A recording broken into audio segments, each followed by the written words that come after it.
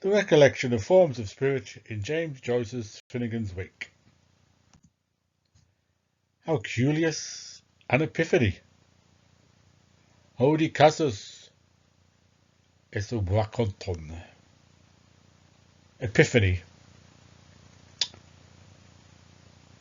Joyce explains what he means when he uses that word in his novel Stephen Hero, a sudden spiritual manifestation, whether in the vulgarity of speech or of gesture, in a memorable phase of the mind. Now, as for those quotes from the Wake there, Hodie, Latin, today, casus, Latin, Eso, Greek, fall, esobrachon, ton, modern Greek, their underpants, kont, Dutch, for arse. Today fall their underpants, bearing their arses. The Wake resolves itself into a geometrical schema, as the solid figure of Anna Livia Plurabel, the river Liffey, is turned into a geometric symbol, the Greek delta, as you see there, which, if you turn it upside down, she then represents the eternal mystery of woman, the pubic delta. In the Night Lessons episode of The Wake, that is, which I think is Book 2, Chapter 2, an attempt is made to fathom her unfathomable mystery, that naughty beside dim zeroing, to sigh over 1 beside 0, 8 CE. Ein Sof, this upright one, the Kabbalist symbol for God, 0, and naught, the vagina.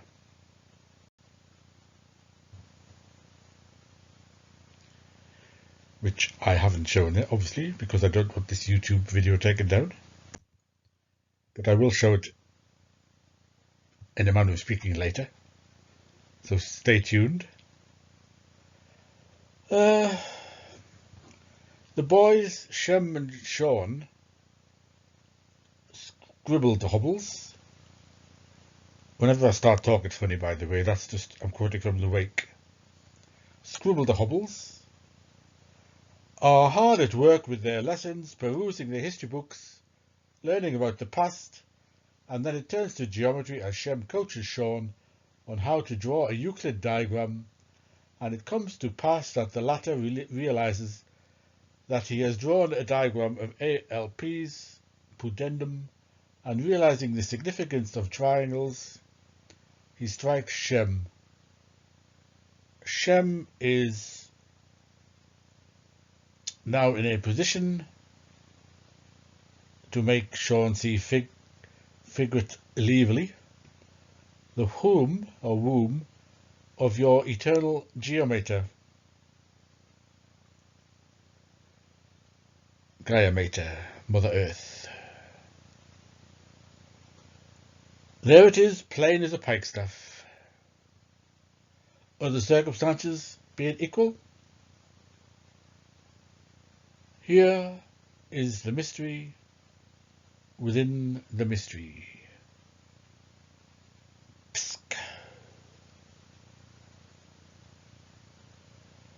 Outer circumstances being Euclid. Euclid, of course, that's Euclid. Once you get the hang of the Wake, it's not that difficult to read. It's just like learning a language, really. You just appropriate it, that's all. Crept, Latin, serpum. In addition to making equal and weak-willed. Of course, I say here is the mystery within the mystery, but of course, as we all know, in this day of the internet, the vagina is no longer that much of a mystery.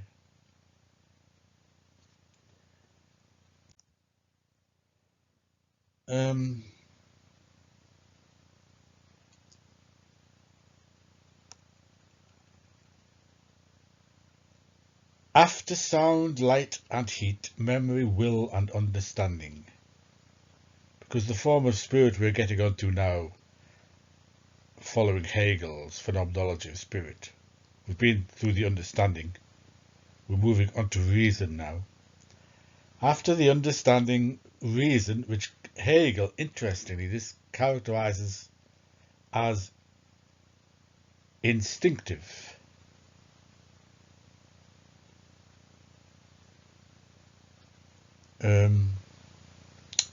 I did promise you ALP's vagina, but there it is.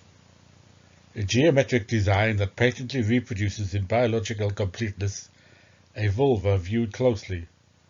The two circles may be defined as Anna Livia's hips and buttocks, but the intersection of the circles would seem to provide the framework for an intricate image of the vulva.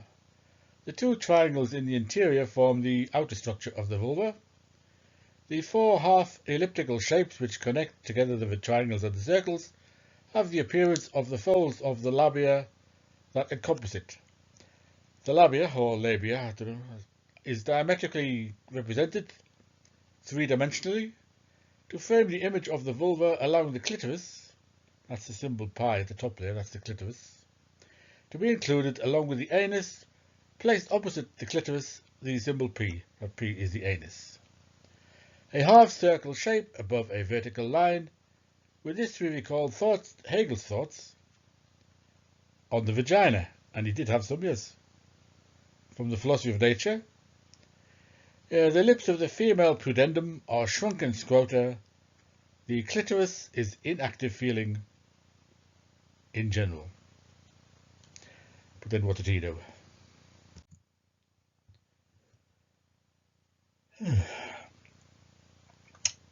Reason, I was saying, is characterized as instinctive, a naive and spontaneous, and even somewhat thoughtless acceptance of a correlation between the self and the world.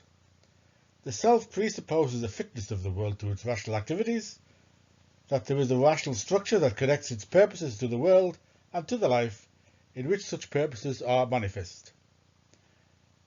There is a dialectic between the whole and the making of the whole through purpose of activity that discovers itself in the world as either appropriate or inappropriate, and the world in its turn is reflected in, and only in, the purposive activities of an individual mind. I have a quote from the Phenomenology of Spirit there. What is universally valid is also universally effective. What ought to be, in fact, also is, and what only ought to be without actually being, has no truth. The instinct of reason, like I said, reason is instinctive, for its part rightly holds firmly to this standpoint and refuses to be led astray by the figments of thought, which only ought to be and as oughts are credited with truth, although they are nowhere met with in experience or by hypotheses, as little as by all other invisible entities of a perennial ought. For reason is just the certainty of possessing reality, and what is not present for consciousness as something existing in its own right, that is, what does not appear, is for consciousness nothing at all.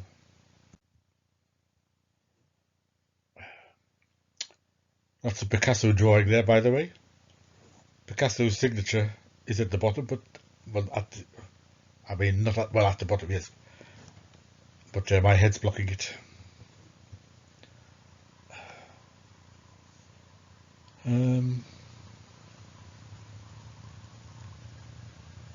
Furthermore, meaning is conditioned by history, while certainty is a product of forgetfulness.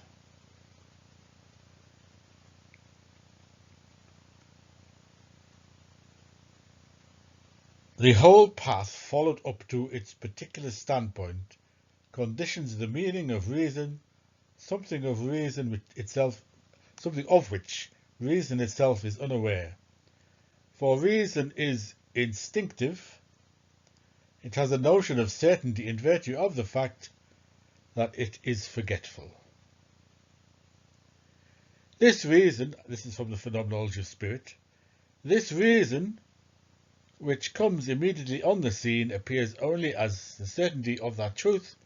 Thus it merely asserts that it is all reality, but does not itself comprehend this, for it is along that forgotten path that this immediately expressed assertion is comprehended, and equally anyone who has not trodden this path finds this assertion incomprehensible when he hears it in this pure formal, though he does not, as a matter of fact, make the assertion himself in a concrete shape. That is, the assertion is implicit in his behaviour. Or as Joyce puts it, by the light of the bright reason which descends to us from on high. Reason is instinctive certainty. It has a notion of certainty in virtue of the fact that it is forgetful. It has forgotten that there has been an educative process, that is to say, all of the toil and trouble that preceded its arrival at its own particular standpoint. Reason merely asserts that it is all reality, without comprehending what that means, for it is only with advancement upon a forgotten path that such an immediately enunciated assertion can possibly be understood. Anna's genitalia, reduced to a diagram, is itself part of the educative process. In understanding the standpoint of the Absolute, that will find expression in her heroic act of recollection. This will apprehend the whole path of the narrative, and by extension the whole history of learning, by means of which she arrives at her standpoint. Such an act of recollection is to be understood from a standpoint of absolute idealism, and not of subjective idealism, for that is spurious idealism, whereby mind is all there is and there is no matter. Spurious idealism, which is discussed. They do not demonstrate a path, but merely start off with an assertion. So an example of spurious idealism would be Bishop Berkeley, who actually appears, Bishop Berkeley's subjective idealism, Berkeley actually appears in the Wake as Archsteward Ball Kelly, but we will get to him eventually. I've given the references there for where you can read about what Hegel says about spurious idealisms in the Phenomenology, paragraphs 231, 239. Oh yes, here's Ball Kelly. Up to putty, Bill Kelly, Bell Kelly, Ball Kelly. Spurious idealism. Yes, spurious idealism such as was espoused by Bishop Berkeley, but such an idealism lacks understanding of itself in virtue of its forgetfulness or of its history. To comprehend the operation of recollection in the Wake, the operation of forgetfulness has also to be comprehended. Spurious idealisms are deficient in virtue of the certainty they espouse being merely a dogmatic suppression of their own historical coming forth, and how significant indeed that Ball Kelly puts in an appearance just prior to Anna's act of recollection as he confronts St. Patrick, the patron saint of Ireland. His idealist metaphysics thereby discoursed upon against a religious backdrop.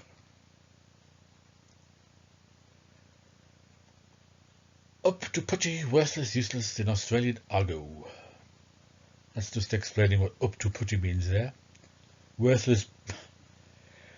So I suppose Joyce is agreeing with Hegel here then. Worthless, useless, Bill Kelly, Paul Kelly, whatever. Who is Dickens? Now we are X's from underneath the memorialorum.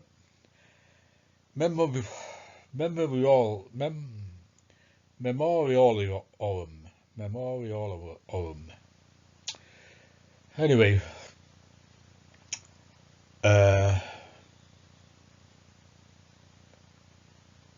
I've lost my place now. Yes.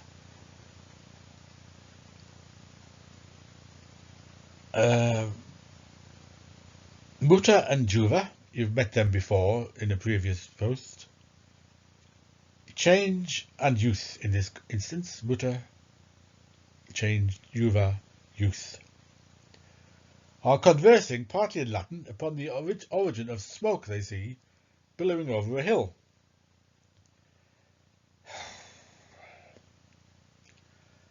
I should choose my quotations more carefully. Quod est nunc fumus iste volvuns ex domoino. Juva. It is old head of kettle puffing off the top of the boarding. Kettle. Tea again.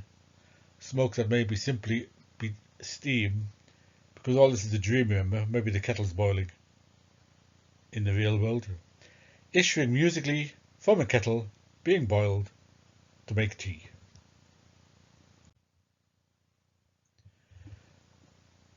Mutter and Juva, change and youth, conversing partly in Latin upon the origin of the smoke billowing over a hill, espy a scene from afar of a profession of monks that they recognise as the outlandish Christian Patrick and his troop of fellow priests.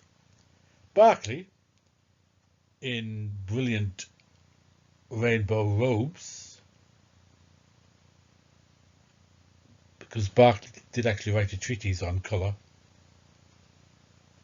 Bishop Berkeley was Irish, by the way, but I presume you know that.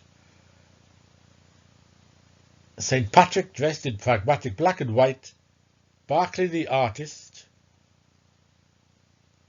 St. Patrick the practical man, meaning Paul Kelly asserts in the ensuing discussion, meaning, he's talking about meaning. Meaning, Paul Kelly asserts, wraps itself in a veil of illusion that is colour, whereupon it conceals itself from boorish eyes such as those of same Patholic. That St. Patrick appears as same Patholic. Furthermore, he alleges, his adversary is dimly unaware that any experience, including that derived from dreams, can engender meaning. Silicet, tomorrow till we cover will not all too many such illusions through photoprismic velamina of hueful panepiphanal world. The world is all visible. The veil of illusion hides the epiphanic and panepiphanic. Epiphany, epiphany, Freudian slip there, and panepiphanes, Greek, all visible, completely manifest, and phenomenal. Like Joyce the artist, Paul Kelly the seer can derive meaning from the panepiphanal world represented in his dreams. Paul Kelly jibes his appointment by telling him that any event can produce an epiphanic insight, but only a discerning individual can see inside reality's true inwardness and glimpse the furniture of the Hugh Panoply world. Bishop Berkeley referred to the material objects as the furniture of the world. Undiscerning individuals like St. Patrick will miss the epiphany altogether. Joyce stresses here that the secular and Hegelian rationale, not that he's thinking of Hegel, I mean this is just me applying Hegel's ideas to the Wake. He is stressing the secular and Hegelian rationale behind the non-rational aspects of the epiphanic viewpoint, whereby no ruminant Catholic stereotypopticus could understand the Druids' humorous preachy book. I do like that word, preachy book, the Bible. And of course, particularly the New Testament. Particularly the New Testament, really, not so much the Old. I've given the reference where you could find that in Finnegans Wake. For Joyce is concerned with the process of memory, the way we remember, explains the dream epiphany that correlates to a memorable dream phase. Furthermore, I might have said this already. I keep losing my place. Yeah, as I said that about the photoprismic phenomena of hueful panepaphinal world. Yes, the world is all visible. The veil of illusion hides the epiphanic and the panepiphanic world of our Lord. For each object is the hue panoply world, absorbing 6 of the 7 colours of solar light and reflecting the obvious 7th. For Berkeley, the colours of the world constituted a veil of illusion implanted in the mind by God, which is called Lord Jos in the Wake, Lord Jesus, and a religious icon or symbol, to be read rather than seen for its inner meaning. Panepiphanal, all visible and incorporating all hues, the Epiphany was a religiously ordained revelation that Berkeley believed to be all understanding, all sensation, perception, knowledge, and also a revelation granted by God or the Absolute about to be presented to ALP's recollection in genuine epiphanic mode, with his Essex-coloured home-grown worsted costume. That's a reference to what he's wearing, obviously. To the heuristic seer, however, the absorbed colours are mere apparent. Looking behind appearance, Paul Kelly perceives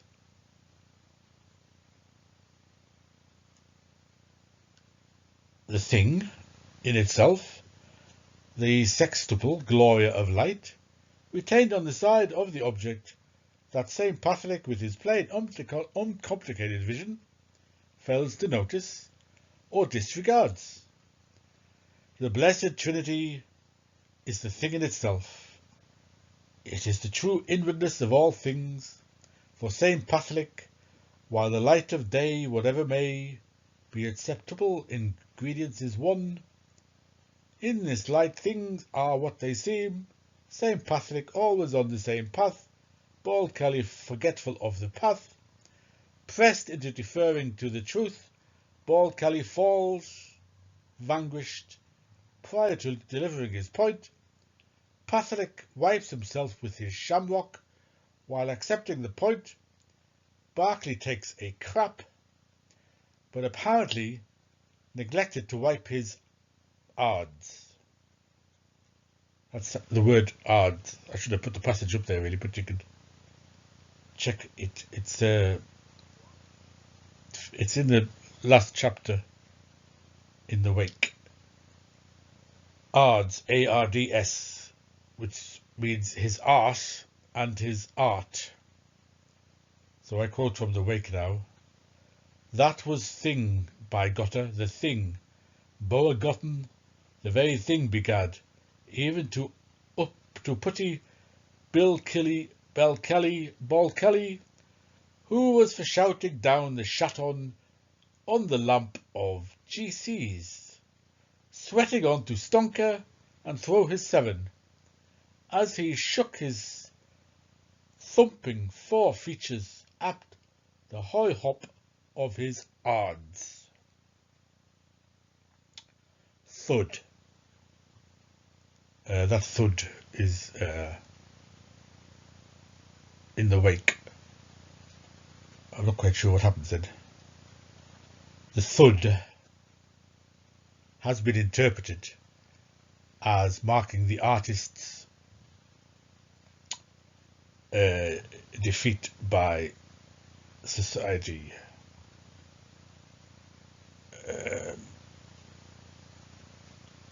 I think it's Tyndall is the person who comes up with that theory, but I'll put the reference in the description. Because, well, I would interpret it differently anyway. This is my interpretation. Subjective idealists perceive the world to be rational for them, but within every such system there is a surplus, an excess, a beyond. Something standing out of the culmination of this and that functions either as an input into it or as merely a perpetual surplus. And by virtue of all this, such theories of idealism in effect articulate something that is quite contradictory. Paul Kelly views himself as all of reality and is not all of reality. That's the contradiction. Yes. There is the beyond, the meaning of which remains inadequately thought. This is the problem with subjective idealism. Whether it be extraneous impulse or an empirical or sensuous entity, it remains in principle extraneous to the unity for which subjective idealism aspires.